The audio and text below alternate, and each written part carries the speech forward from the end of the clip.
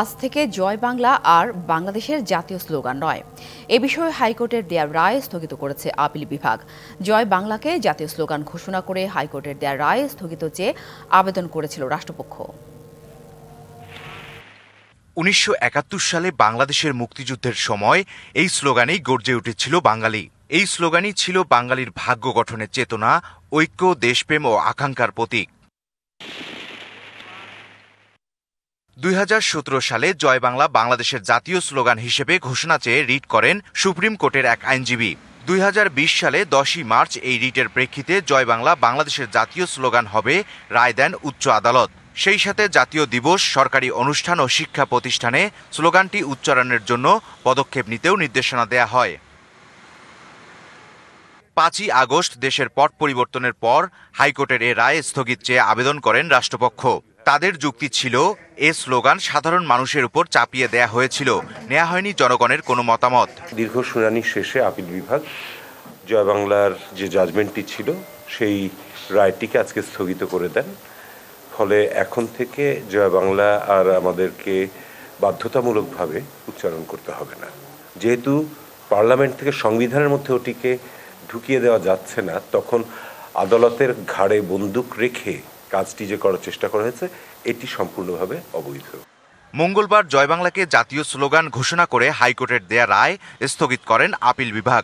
রাষ্ট্রপক্ষের আইনজীবী জানান, জয় বাংলা মুক্তিযুদ্ধের সময়কার একমাত্র স্লোগান না, আরও অনেক স্লোগান ছিল। এমন আদেশে মুক্তিযুদ্ধের চেতনায় আঘাত আসবে না। মুক্তিযুদ্ধের সময় শুধু জয় বাংলাই যে একমাত্র স্লোগান ছিল তা কিন্তু নয়, আরও অনেক রকমেরও স্লোগান সেখানে বলা। বিগত ফ্যাসিস্ট রেজিমের একটা দলীয় স্লোগান হিসেবে, এবং আরও খারাপভাবে যদি বলি যে বিভিন্ন ব্লগাররা এটাকে যেভাবে ব্যবহার করছেন, তাতে আমার মনে হয় যে এটার যে ভাবগাম্ভীর্য ছিল সেটি অনেক আগেই বোধহয় অনেকখানি ম্লান হয়ে গিয়েছে। এ বিষয়ে খুব শীঘ্রই রাষ্ট্রপক্ষ আপিল আবেদন করবেন বলেও বলা হয়। ইকবাল অনিক, ডিবিসি নিউজ, ঢাকা। সংস্কারের কথা বলে নির্বাচন পেছানোর যুক্তি নেই বলে মনে করেন বিএনপি নেতারা। পতিত সরকারের দোসররা দেশে এবং ভারতে থেকে নানা ষড়যন্ত্র করছে বলে অভিযোগ তাদের। অন্যদিকে এলিট ফোর্স র্যাব বিলুপ্তির সুপারিশ করেছে বিএনপির পুলিশ সুপারিশ কমিটি। সকালে রাজশাহীর ভুবনমোহন পার্কে দেশীয় পণ্য কিনে হও ধন্য স্লোগানে ভারতীয় পণ্য বয়কট উপলক্ষে এই অনুষ্ঠানের আয়োজন ছিল বিএনপির। অনুষ্ঠানে রুহুল কবির রিজভী বলেন, ভারতের অপপ্রচারে দেশের সাম্প্রদায়িক সৌহার্দ্য নষ্ট করা যাবে না। পার্শ্ববর্তী দেশের কথা শুনে মনে হয় তারা বাংলাদেশের মানুষ, বাংলাদেশের স্বাধীনতা, বাংলাদেশের সার্বভৌমত্ব তাদের কাছে বিবেচ্য না। এদেশের মানুষ এক প্রশ্নে, দেশের স্বাধীনতা সার্বভৌমত্বের প্রশ্নে তারা কিন্তু কেউ ছাড় দিবে না। রাষ্ট্রকাঠামো মেরামতের ৩১ দফা ও জনসম্পৃক্তি কুমিল্লা বিভাগীয় প্রশিক্ষণ কর্মশালায় বিএনপির সিনিয়র নেতা ডক্টর খন্দকার মোশাররফ হোসেন অভিযোগ করে বলেন, একটি মহল সংস্কারের নামে নির্বাচনকে বিলম্বিত করার চেষ্টা করছে। আমরা একটু সন্দেহ করছি যে একটি মহল চেষ্টা করছে যে সংস্কার নাম দিয়ে নির্বাচনে বিলম্ব করা। এদিকে রাজধানীর গুলশানে চেয়ারপারসনের কার্যালয়ে সংবাদ সম্মেলনে অবসরপ্রাপ্ত মেজর হাফিজউদ্দিন আহমদ জানান, আন্তর্জাতিকভাবে ভাবমূর্তি হারানোর দায়ে এলিট ফোর্স র্যাবকে বিলুপ্তির সুপারিশ করেছে বিএনপির পুলিশ সংস্কার কমিটি। এই র্যাপিড অ্যাকশন ব্যাটালিয়ন অসংখ্য হত্যাকাণ্ডের সাথে জড়িত। মানবাধিকার লঙ্ঘনের কারণে ইতিমধ্যে আমেরিকা যুক্তরাষ্ট্র কর্তৃক তাদেরকে উপর নিষেধাজ্ঞা জারি করা হয়েছে। জাতিসংঘেরও মানবাধিকার বিষয়ক যে কমিটি, তারাও র্যাবের কর্মকাণ্ডের প্রতি বিরূপ মনোভাব পোষণ করে। এই সমস্ত কর্মকাণ্ড বিচারণ করে এই কমিটি র্যাবকে বিলুপ্ত করার জন্য সুপারিশ করেছে। পুলিশের ভূমিকার সমালোচনা করে হাফিজউদ্দিন আহমদ বলেন, আওয়ামী লীগ সরকারের আমলে পুলিশ বাহিনী অত্যন্ত বিতর্কিত হয়ে পড়ে। ৫ই আগস্টের পর ৪৮৮ জন পুলিশ কর্মকর্তা ক্যান্টনমেন্টে আশ্রয় নেন, যারা সবাই অপরাধী। এদের আশ্রয় দিয়ে সেনাবাহিনী ঠিক করেনি। Mehermoni, DBC news, Dhaka. দুই পররাষ্ট্র সচিবের বৈঠকে ঢাকা দিল্লি সম্পর্কের শীতলতায় উষ্ণতার হাওয়া লাগলেও বরফ গলার এখনও ঢের বাকি, এমনটাই মনে করেন রাজনীতি বিশ্লেষকরা। তাদের মতে টানাপোড়েন কাটাতে ভারতের ভূমিকা ও সদিচ্ছাই মুখ্য। অন্যদিকে আলোচিত এই বৈঠকে দৃশ্যমান কোনো সাফল্য দেখছে না বাংলাদেশের অন্যতম রাজনৈতিক দল বিএনপি। 5 আগস্ট ছাত্র জনতার নজিরবিহীন গণ আন্দোলনে শেখ হাসিনা পালিয়ে যাওয়ার পর ঢাকা দিল্লির উষ্ণ সম্পর্ক পরিণত হয় তিক্ততায়। এদেশের সংখ্যালঘু ইস্যুতে ভারতীয় প্রচার মাধ্যমে অতিরঞ্জিত অপতথ্য ও আগরতলায় বাংলাদেশ দূতাবাসে হামলা দুদেশের দূরত্বকে বাড়িয়েছে বহুগুণ। এর মাঝেই ঢাকায় বৈঠক করে গেলেন ভারতের পররাষ্ট্র সচিব। এই বৈঠক কতটুকু আশার আলো দেখালো? সংকট ঠিক যে কেটে যাবে আমি তা মনে করছি না, কারণ ব্যাপারগুলো কি যে ইস্যুগুলো নিয়ে সংকটটা তৈরি হয়েছে সেটা বেশ গভীর। দুটো রাষ্ট্রপক্ষ থেকে একটা পদক্ষেপ নেওয়া হচ্ছে যেন আমরা এগিয়ে যাই এবং এখানে যেন থেমে না যাই। ভারতের পররাষ্ট্র সচিব একটা কথা বলে গেছেন যে ওনাদের বাংলাদেশের সাথে সম্পর্কটা জনগণ কেন্দ্রিক। হ্যাঁ, তো এখন বাংলাদেশের জনগণ কি চায়, বাংলাদেশের সাধারণ যারা জনগণের কি আশা আকাঙ্ক্ষা, সেটার দিকে তাদেরকে শ্রদ্ধাশীল হতে হবে। নিকট দুই প্রতিবেশীর মাঝে টানাপোড়েন ঘোচানোর ক্ষেত্রে পরামর্শও দেন বিশ্লেষকরা। আমাদের দুই দেশের মধ্যে সহযোগিতা যেগুলো ছিল সেগুলোকে চালু রাখা এবং যে তিক্ততা সৃষ্টি হয়েছে সেই তিক্ততা থেকে বের হয়ে আসা। ভারতের সক্ষমতা বেশি, তাকে তো বেশি করতে হবে। সে যত বেশি এগিয়ে আসবে সমস্যার সমাধান করা তত সহজ হবে। কিন্তু এখানে আমাদের মনে রাখতে হবে আমাদের দায়িত্বটা কি, অবস্থাটা যাতে আরও বেশি খারাপ না হয়ে যায় সেটার লক্ষ্য রাখার দায় কিন্তু আমাদের। সাম্প্রতিক ইস্যুকে ঘিরে দুদেশের সম্পর্কের জমানো বরফ এই বৈঠক আদৌ গলাতে পারবে কিনা তা নিয়ে সংশয়ে বিএনপি। কোনো অগ্রগতি তো আমরা দেখতে পাচ্ছি না। আলোচনার জন্য আলোচনা করে তো কোনো লাভ নেই। এখানে একটা বস্তুনিষ্ঠ একটা অগ্রগতি থাকতে হবে, সমাধানের দিকে যেতে হবে। যেগুলো পিপল টু পিপল বললে তাহলে জনগণের স্বার্থ সংশ্লিষ্ট বিষয়গুলো তো আগে প্রাধান্য দিয়ে সমাধান করতে হবে, তাই না? Zakaria Ahmed, DBC news, Dhaka. রাষ্ট্র মেরামতে 31 দফা ও জনসম্পৃক্তি বিষয়ে কুমিল্লায় সাংগঠনিক বিভাগীয় কর্মশালায় ভার্চুয়ালি যুক্ত হয়ে কথা বলছেন বিএনপির ভারপ্রাপ্ত চেয়ারম্যান তারেক রহমান। সরাসরি চলে যাচ্ছে সেখানে আছে এবং সেই সম্ভাবনাকে যদি বাস্তবায়ন করতে হয় মানুষ বিএনপির দিকে তাকিয়ে আছে। বিএনপি হিসাবে আসুন আমরা মানুষের সেই প্রত্যাশা পূরণের জন্য আমাদের সর্বোচ্চ দিয়ে আমরা চেষ্টা করি। এই দেশের জনগণের অধিকার ফেরানোর জন্য আমাদের সহকর্মীরাই জীবন দিয়েছে, আপনাদের আরো মানুষ দিয়েছে, বাট আমাদের সহকর্মীদের সংখ্যা বেশি।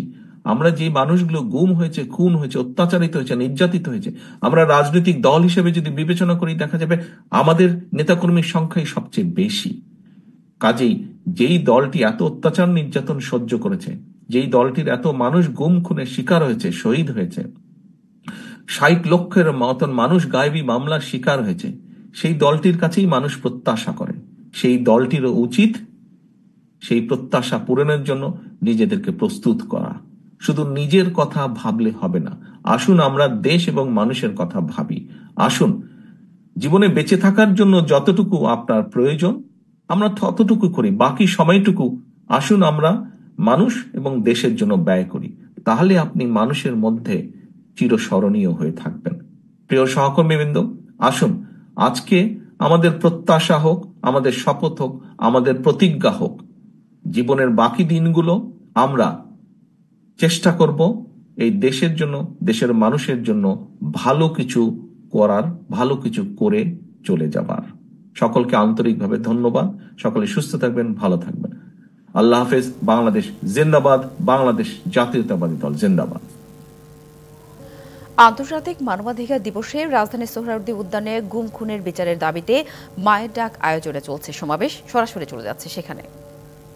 শুভেচ্ছা জানিয়ে, মায়ের ডাককে অভিনন্দন জানিয়ে আমার বক্তব্য শেষ করছি। খোদা হাফেজ। বাংলাদেশ জিন্দাবাদ।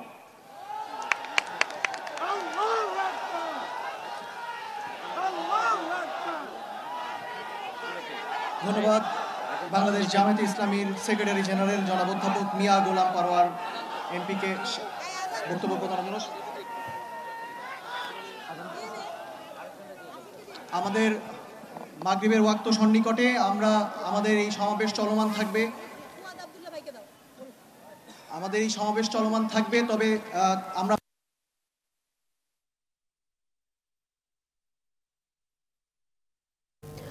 মায়ের ডাকের আয়োজনে চলছিল সমাবেশ, আমরা এতক্ষণ সেখানে যুক্ত হয়েছিলাম। সিঙ্গাপুরে অর্থ পাচারের মামলায় বিএনপির ভারপ্রাপ্ত চেয়ারম্যান তারেক রহমানের 7 বছরের সাজা স্থগিত করেছে আপিল বিভাগ। একই সঙ্গে তারেক রহমানের বন্ধু ব্যবসায়ী গিয়াসউদ্দিন আল মামুনের 7 বছরের সাজাও স্থগিত করা হয়েছে।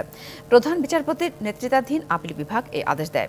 এর আগে 5 ডিসেম্বর অর্থ পাচারের এই মামলায় গিয়াসউদ্দিন আল মামুনকে খালাস দেয় হাইকোর্ট।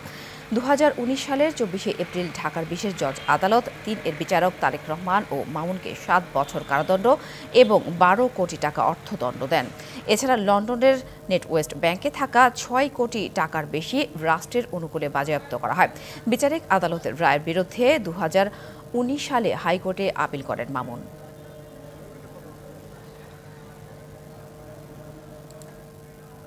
আজকে মহামান্য অ্যাপিলেট ডিভিশনের পূর্ণাঙ্গ বেঞ্চে মাননীয় আদালত শুনেছেন।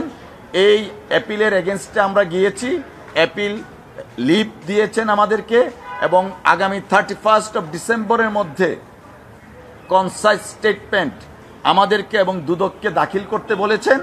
এই মামলায় 2 জন আসামি, 2 জনের ক্ষেত্রে 2টি আপিলে সাজা স্টে করা হয়েছে। সদ্য পদত্যাগ করা স্বরাষ্ট্র মন্ত্রণালয়ের জননিরাপত্তা বিভাগের সিনিয়র সচিব ডক্টর আব্দুল মোমেন দুর্নীতি দমন কমিশনের চেয়ারম্যান হচ্ছেন। রাষ্ট্রপতি মোহাম্মদ শাহাবুদ্দিন দুদক চেয়ারম্যান হিসেবে তাকে নিযুক্তি অনুমোদন করেন। অপর 2 কমিশনার হচ্ছেন অবসরপ্রাপ্ত জেলা ও দায়রা জজ মিয়া আলী আকবর আজিজি ও ব্রিগেডিয়ার জেনারেল অবসরপ্রাপ্ত হাফিজ আহসান ফরিদ। 29 অক্টোবর দুদকের চেয়ারম্যান পদ থেকে পদত্যাগ করেন মোহাম্মদ মঈনুদ্দিন আবদুল্লাহ সহ আরও 2 কমিশনার। তদন্ত বিভাগের মোহাম্মদ জহুরুল হক ও অনুসন্ধান বিভাগের কমিশনার মুসাম্মদ আসিয়া খাতুন। এরপর থেকে দুদকের চেয়ারম্যান ও 2 কমিশনার পদ খালি ছিল। ডক্টর এম এ মোমেন সোমবার স্বরাষ্ট্র মন্ত্রণালয়ের সিনিয়র সচিবের পদ থেকে পদত্যাগ করেন। পদত্যাগপত্র গৃহীত হলে দুদকের চেয়ারম্যান হিসেবে নিয়োগের জন্য ফাইল রাষ্ট্রপতি বরাবর পাঠানো হয়। আওয়ামী লীগ সরকারের শাসনামলে বৈষম্যের শিকার 754 কর্মকর্তাকে পদায়নের সুপারিশ করা হয়েছে। প্রধান উপদেষ্টার কাছে এ বিষয়ে প্রতিবেদন জমা দিয়েছে জনপ্রশাসন মন্ত্রণালয়ের উচ্চ পর্যায়ের কমিটি। অবসরে যাওয়া কর্মকর্তাদের 119 জনকে সচিব, 41 জনকে সচিব পদমর্যাদায় গ্রেড 1 পদ ও 528 জনকে অতিরিক্ত সচিব পদমর্যাদা দেবার সুপারিশ করা হয়েছে। এই সময়ের মধ্যে এসব কর্মকর্তার আর্থিক ক্ষতি কিভাবে পুষিয়ে দেওয়া যায় তা নির্ধারণে সাবেক অর্থ সচিব জাকির আহমেদ খানকে প্রধান করে কমিটি গঠন করে জনপ্রশাসন মন্ত্রণালয়, যাদের 3 মাস সময় দেওয়া হয়। 5 সদস্যের এই কমিটি 2009 সালের জানুয়ারি থেকে 2024 সালের 4 আগস্ট পর্যন্ত পদোন্নতি সহ নানা হেনস্থার শিকার কর্মকর্তাদের ক্ষতি পুষিয়ে দেওয়ায় সুপারিশ করেছেন তাদের প্রতিবেদনে।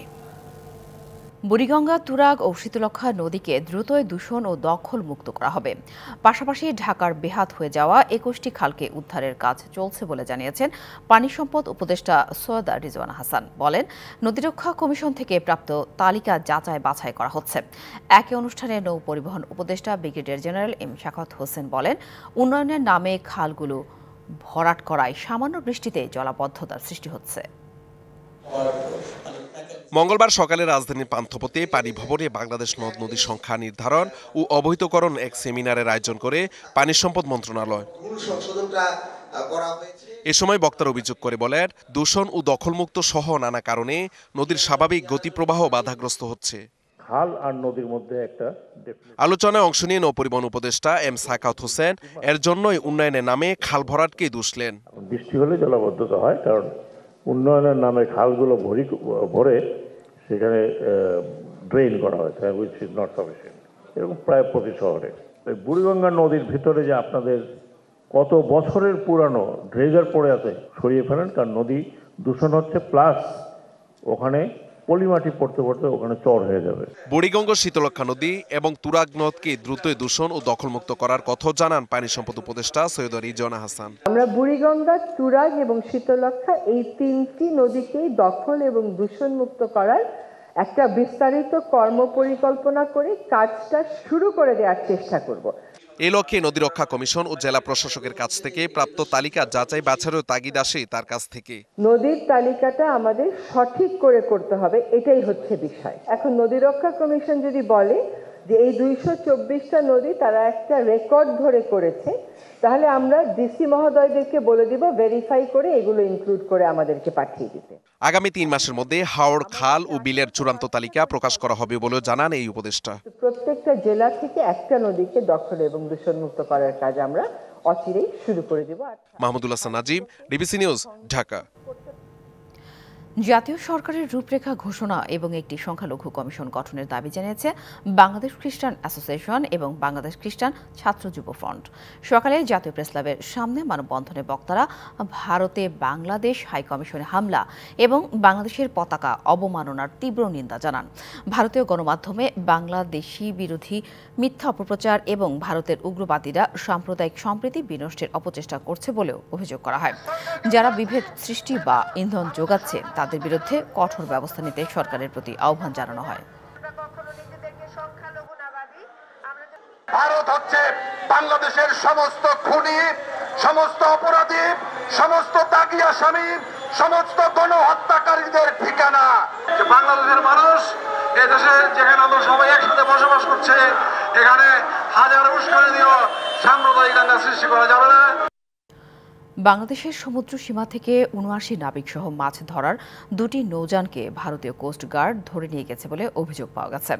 মালিকপক্ষ এবং নৌ পরিবহন অধিদপ্তর জানিয়েছে, খুলনার হিরন পয়েন্ট এলাকার ভারতের জলসীমার কাছ থেকে সোমবার দুপুরে তাদের ধরে নিয়ে যাওয়া হয়।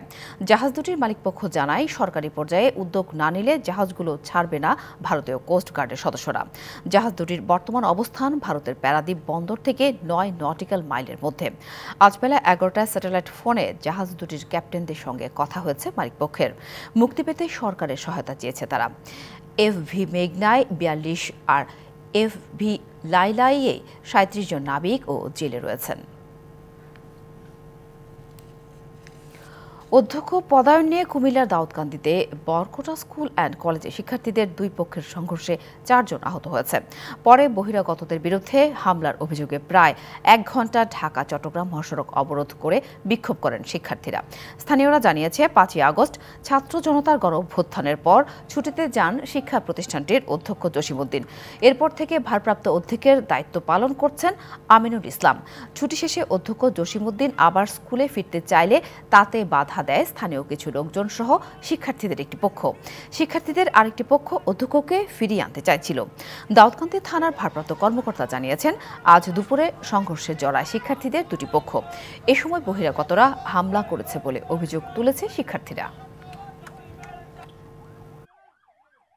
বিজনেস কার্নিভালের সমাপনী অনুষ্ঠানের আয়োজন করেছে স্টেট ইউনিভার্সিটি। সকালে পূর্বাঞ্চলের স্থায়ী ক্যাম্পাসে এই অনুষ্ঠানে প্রতিষ্ঠানটির বিজনেস ডিপার্টমেন্টের শিক্ষক ও শিক্ষার্থীরা উপস্থিত ছিলেন। শিক্ষার্থীদের নিয়ে ব্যবসায়িক পরিকল্পনা ও তাদের সৃজনশীল ধারণাগুলো প্রদর্শন করা হয়। এছাড়া ব্রিলিয়ান্স বিজনেস কেস প্রতিযোগিতায় অংশ নেন শিক্ষার্থীরা। পাশাপাশি স্টলে শিক্ষার্থীদের বিভিন্ন উদ্যোগও তুলে ধরা হয়। আর গ্র্যান্ড ফিনালের অংশ হিসেবে বিভিন্ন প্রতিযোগিতায় বিজয়ীদের পুরস্কার দেওয়া হয়। সমাপনীতে বিজনেস বিভাগের প্রধান বলেন, এই অনুষ্ঠানের মাধ্যমে নিজেদের ধারণা এবং শিক্ষণীয় বিষয়গুলো যে কোনো সিদ্ধান্ত নিতে কাজে আসবে। পরে শিক্ষার্থীরা গান ও নাচ পরিবেশন করেন।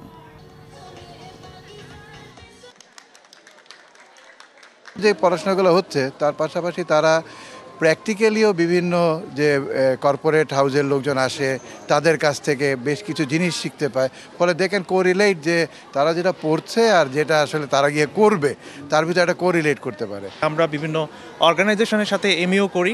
স্টুডেন্টরা পরবর্তী সময়ে জব পেতে সুবিধা হয়, নেটওয়ার্কিং স্ট্রংলি ডেভেলপ হয়, যেক্ষেত্রে ভবিষ্যতে তারা স্ব জায়গায় খুবই ভালো করতে। চিরনিদ্রায় শায়িত হলেন বাংলাদেশের প্রথম আন্তর্জাতিক ব্যাডমিন্টন আম্পায়ার নাজিব ইসমাইল রাসেল। দুপুরে আজিমপুর কবরস্থানে তাকে দাফন করা হয়েছে। এর আগে সকালে ফকিরেরপুল জামে মসজিদে তার জানাজা হয়। এরপর মরদেহ নেওয়া হয় ব্যাডমিন্টন ফেডারেশনে। তাজউদ্দিন আহমেদ ইনডোর স্টেডিয়ামে রাসেলকে শেষ শ্রদ্ধা জানায় ক্রীড়াঙ্গন। ক্রীড়া উপদেষ্টার পক্ষে জানানো হয় শ্রদ্ধা। এছাড়া জাতীয় ক্রীড়া পরিষদ, ব্যাডমিন্টন ফেডারেশন সহ খেলোয়াড় সংগঠকরাও শ্রদ্ধা জানিয়েছেন। রুহের মাগফিরাত কামনায় হয়েছে দোয়া। আন্তর্জাতিক আসর পরিচালনার জন্য ভারতে গিয়ে শনিবার হোটেলের রুমে মৃত্যু হয় ব্যাডমিন্টন আম্পায়ার রাসেলের। সোমবার দেশে আসে তার মরদেহ। এত ডেভোটেড ছিল সে ব্যাডমিন্টনের জন্য এবং সবসময় চিন্তা করতাম আমরা সুষ্ঠুভাবে এবং নিজ যেন কাজকর্মগুলো করতে পারি। অবশ্যই এটা আমাদের জন্য অনেক একটা ক্ষতি হয়ে গেছে। রাসেল ব্যাডমিন্টনের জন্য যে জায়গায় ছিল আন্তর্জাতিক পর্যায়ে এবং পরবর্তীতে আমাদের যারা আছে, যারা আম্পায়ার হিসেবে আছে এবং রেফারি কোর্স করছে, সবার সৃষ্টি কিন্তু রাসেলের হাতে। হয়তো রাসেলকে অনেকে চিনে না, বাট উনি যে কত উঁচু মানের আম্পায়ার ছিল এটা আমরা জানি, যারা ফলো করে ওরা জানে। শুধুমাত্র মাঠে খেলে না, একটা আম্পায়ারও কিন্তু বাংলাদেশের একটা টপ জায়গায় নিয়ে যেতে পারে। তো ওইটাই রাসেল একটা এক্সাম্পল।